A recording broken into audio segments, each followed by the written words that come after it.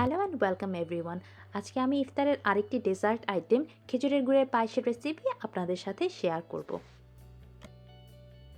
স্বাদ এবং কালারের ভিন্নতার জন্য আমি অল্প পরিমাণে গাজর গ্রেট করে নিব, এখানে বয়েল করা রাইস এবং সেই সাথে খেজুরের গুড়। লিকুইড মিল্কের পাশাপাশি স্বাদ বৃদ্ধির জন্য আমি এখানে এক্সট্রা হিসেবে ইভাপোরেটেড মিল্কও অ্যাড করেছি।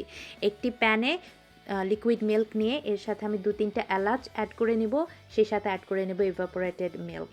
জাল এরপর ঘন হওয়া পর্যন্ত আমি দুধটা জাল দিয়ে নিব।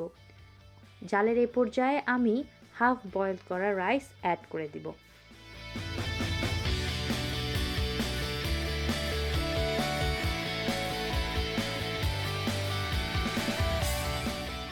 এ পর্যায়ে আমি গাজর অ্যাড করে দিচ্ছি, অ্যাড করে দিচ্ছি স্বাদ মতো লবণ। চাল প্রায় হয়ে এলে এবার আমি অ্যাড করে দেব সে খেজুরের গুড়।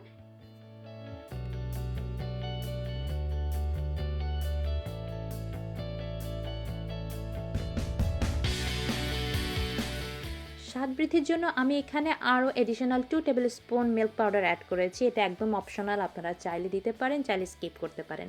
সবশেষে এর সাথে আমি একটু ঘি অ্যাড করে নেব।